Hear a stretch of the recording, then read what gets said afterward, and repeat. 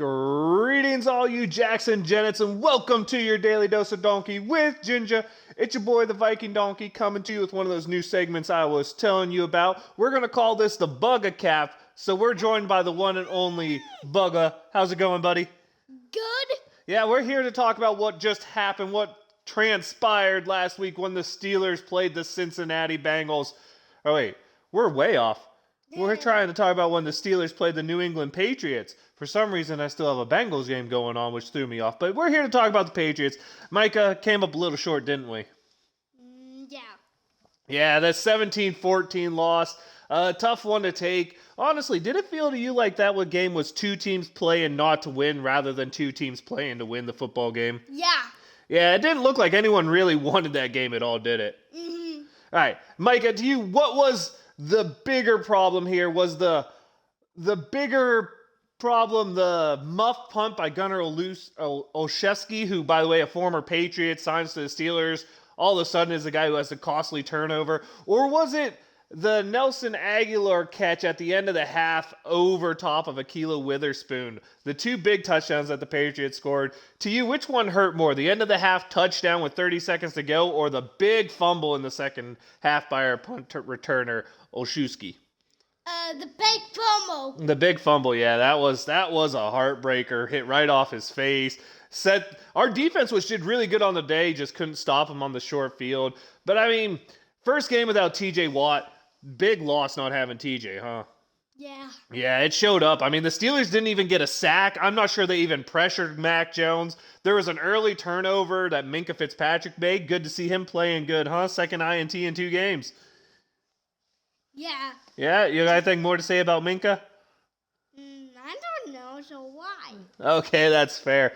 But the defense went out there, played pretty good, all things considered, when you consider TJ wasn't there. They managed to not sack the quarterback, had a turnover, and only allowed 17 points when being put up against the wall. But at the end of the game, just was not able to stop the run. The Patriots just ran the final 6 minutes off the clock. As reminiscent to last year, we were watching teams just run down the Steelers' throat. Yeah.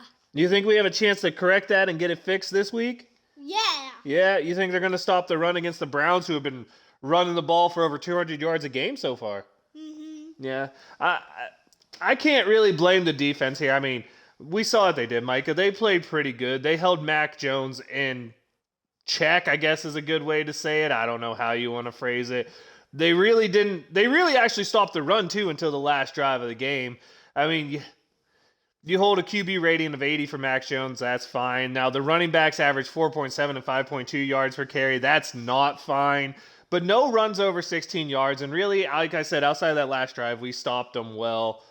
Nelson Aguilar and Jacoby Myers ran over the middle wide open all the time, which is a huge hurt for the Steelers. You go to special teams. I'm not sure who won the special teams battle here. I mean, Presley Harvin had some big punts, but then had a 39-yard punt. Nick Folk, though, missed a field goal for New England, which kept us a little closer. But Gunner's fumble has to be the game-changing moment. Micah said so. I'm going to go with that. We know that in the BugCap, we'll go with what he says. So the game-changing moment was that fumble. So you have to say the Steelers' defense, passable grade. The Steelers' special team, would you say that's a failing grade because of the muff punt? Yeah. Yeah, failing grade. Okay, so we're going to go with a failing grade there. Then we get to the Steelers' offense, which would be the big breakdown of this. I don't know if you can have a quarterback who's looking not to lose the game rather than looking to win the game here without T.J. Watt. Maybe when that defense gives you 5 turnovers a game, you can afford to play a quarterback who's not trying to win. But, Micah, does it look to you that Mitch Trubisky's being able to read the whole field? Yeah. You think he is? I think he's really struggling there, but I hope what you see is better than what I see. The fact is, Mitch Trubisky now has thrown for 700 passes this year, and I don't think he's even not 70 passes and hasn't eclipsed 400 yards yet this year. This week he had a touchdown interception, took a couple sacks that were just blatantly bad. I think he's averaging like 4.7 yards per pass. That's not acceptable numbers, dude. If we wanted 4.7 yards per pass, don't you think we should have brought back your man Ben Roethlisberger? Yeah.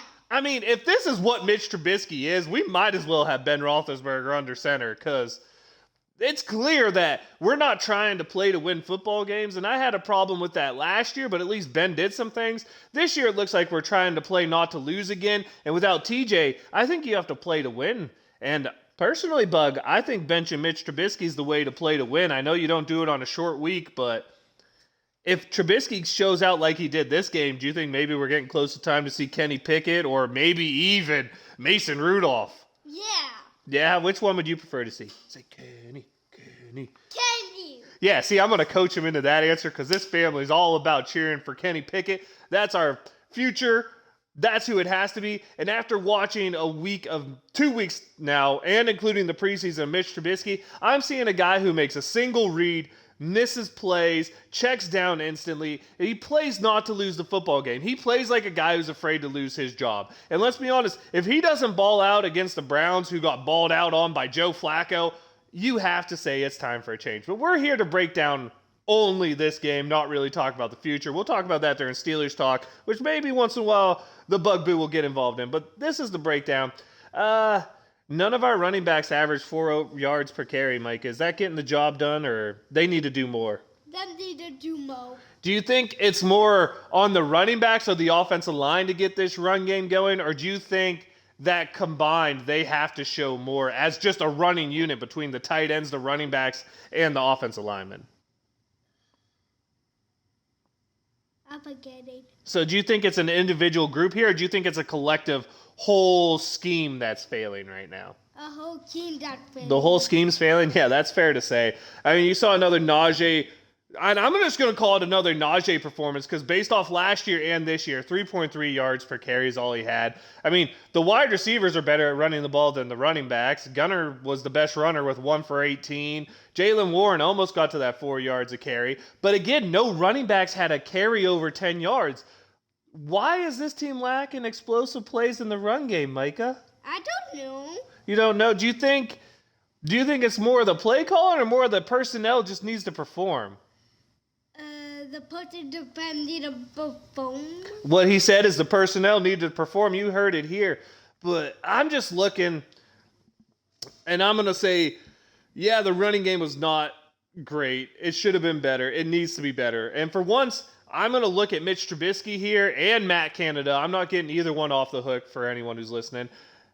Mitch Trubisky, Matt Canada, you guys need to get on the same page. You need to start pushing the ball down the field. This passing game had time last week. The offensive line did their job. They protected Mitch really well. The offensive line was given time. And if you watch the plays, I know a lot of people don't like it, but there were receivers who were in one-on-one coverage or slightly open down the field that Mitch just never saw because his first read's to the right, and Mitch Trubisky struggles getting off his first read. He would instantly go to the check down. He has time, but if his first read's not open, it's check down. First read's not open, it's check down. That kind of quarterback is fine if you have a really good running game, if you have a really great defense. Because playing to not lose the game when you're a quarterback, if your other units are extremely strong, can be successful.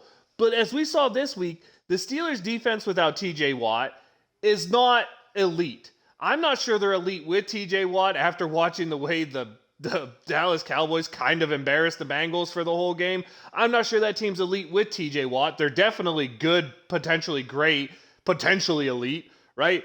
But I don't know. Does the fact that we're not getting it done in the passing game lead to a change? Is that change a personnel change? Is that change a scheme change? I don't know, but no one seems to be on the same page.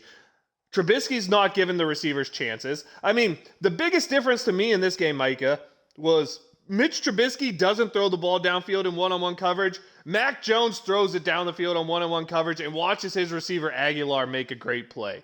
Wouldn't you like to see more of the Steelers just giving these good receivers and Deontay Johnson, Chase Claypool, and George Pickens a chance to catch the ball? Don't you want to see them be given a chance? Yeah. Yeah? Do you think Mitch Trubisky is the guy to give them a chance? Yeah.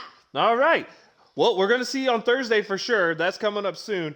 But, I mean, the scary part for me is outside of George Pickens, again, no receiver averaged over 10 yards of reception. Every receiver's under 10 yards reception outside of George Pickens, who at the end of the first half got an out route thrown to him. That was about the only deep pass the Steelers made all game. And Najee Harris had 5 catches for 40 yards. He's targeted 6 times. Pat Freiermuth is targeted 7 times. When you're looking at the tight ends and the running backs getting more targets than the wide receivers, it's telling you that the offense is trying to just check down, be conservative, and not be aggressive.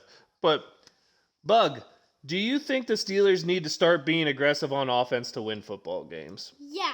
They do. I agree with you. I didn't see it this week out here. So it is what it is. The Steelers' painful 17-14 loss. Still sitting in first place in the division, so can't complain too much about that stuff when you're out there looking. Boswell, again, was perfect on the day. Made another 50-yard field goal. What you thinking about Boswell? Our kickers are pretty solid this year, don't you think? Yeah. Yeah, for sure.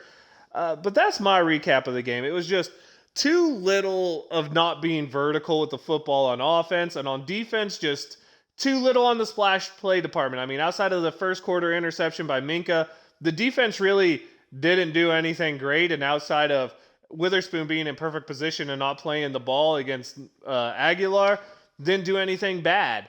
So when you have a defense that's going to be good, you need an offense that's going to be at least above average, and that's not what we had this week. We had a running game that averaged about 3.5 yards a carry for the running backs, and a passing game that averaged 5 yards an attempt. That's just not going to get things done. We're on a short week. Hopefully we can go to Cleveland and get something going. Bug, do you have any shout-outs that you want to give? Say no. No? Okay. How about a prediction from you, because I don't know if you're going to be on the main show. A prediction for you about the Browns-Steelers game. Who's going to win, Pittsburgh or Cleveland? Game's at Cleveland. Pittsburgh. All right, you got it right there. Bug's first prediction of the year. Steelers are going to, well, I guess you predicted them to go 17-0. So not your first prediction of the year, but a prediction for the Steelers to win against the Browns this Thursday. Now I'm going to let you know I'm the Viking Donkey. That's Viking_Donkey on Twitch and Twitter. Your daily dose of Donkey with Ginger's YouTube channel. Leave us a like, leave us a comment, leave us a follow. Make sure you subscribe so you can see when the new content like this comes out. Let me know if there's any more you'd like to hear. If there's any more way we can get the BugCap better for you. Maybe get Bug to break down some stats for you, to break down a couple plays for you. I don't know. We'll see what we can do about that. But Donk Nation, Steeler Nation, it's time to wave them if you got them. Say, here we go. Here we go.